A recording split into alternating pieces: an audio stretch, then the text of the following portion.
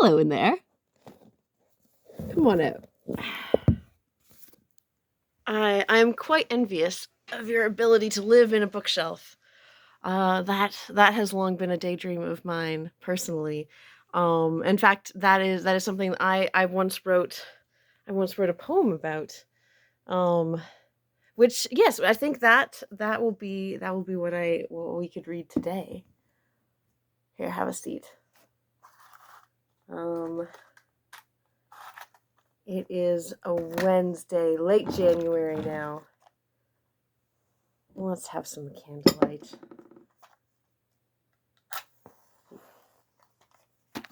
Fire is always exciting to me.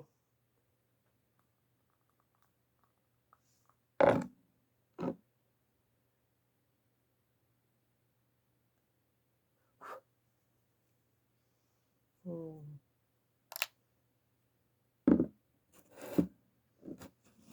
Put this here. Right.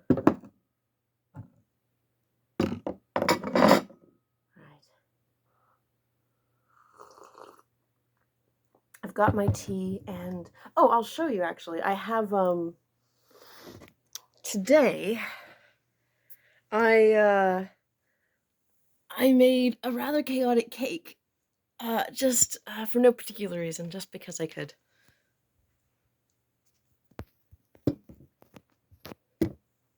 So I will cut a little of that. And we can share a slice.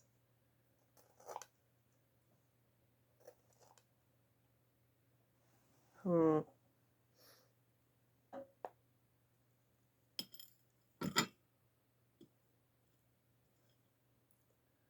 Yeah. Well, I had this cake mix around for a while that needed using, and I had some leftover icing from Christmas.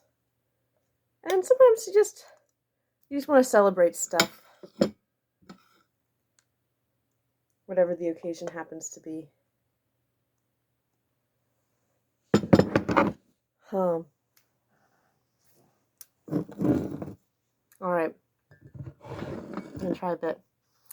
I don't think it'll be the best cake I've ever made.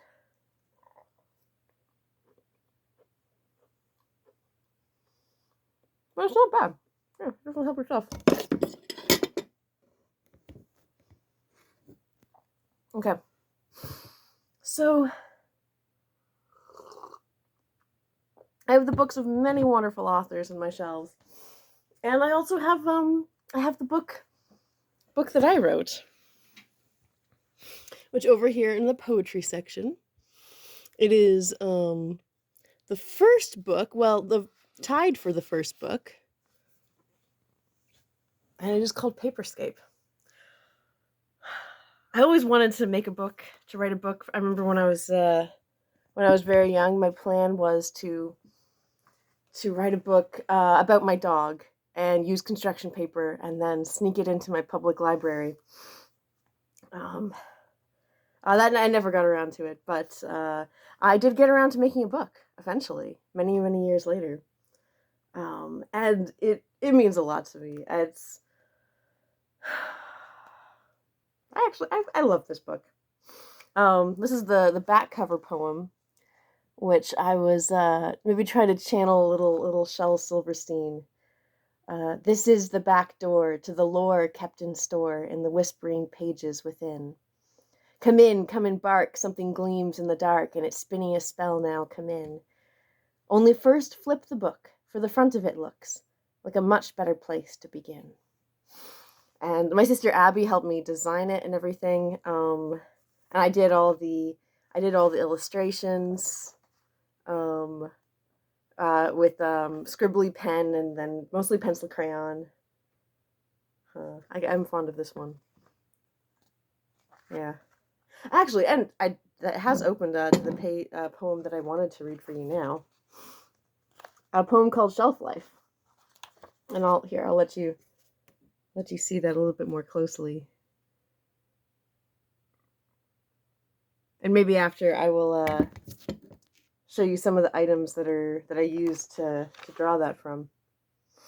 But anyway, I will read you the poem now.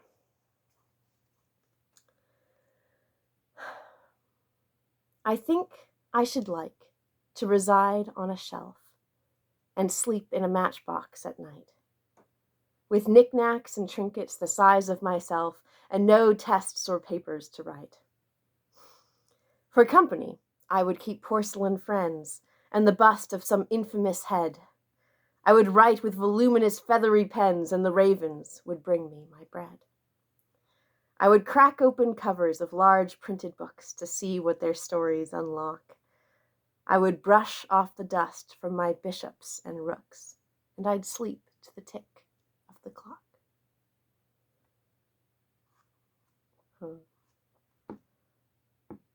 That's one I definitely wrote while I was in college, and that I think is the reference to no tests or papers to write.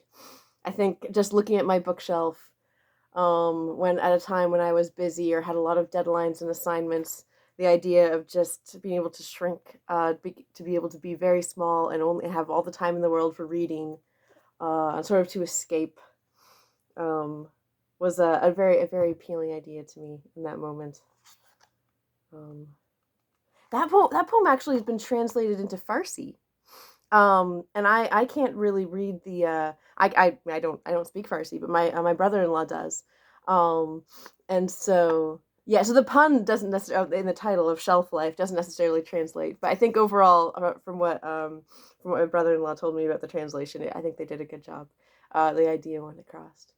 Um, yeah, I'd almost forgotten about that. Anyway, I have some of the things that I put in the illustration. I do have here on my shelf. I have these little wooden sculptured deer or antelope. I still have those, and I think my copy of Emma is in the illustration, as well as Pride and Prejudice. That's the hard copies I've had for quite some time of those two. Maybe I'll look at the illustration again and see what else, if I haven't lost the place too badly. Oh, here we go.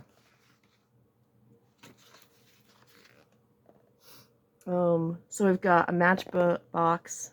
I definitely had a real matchbox that I aimed that on. And the deer. I don't know if it shows up, but I think the sort of book between Emma and Pride and Prejudice says Byron on it, but I don't know if that was a real copy of Byron that I ever owned. I don't think I own it now. Huh. Yeah. Anyway, yeah, this is a book that I'm actually I don't have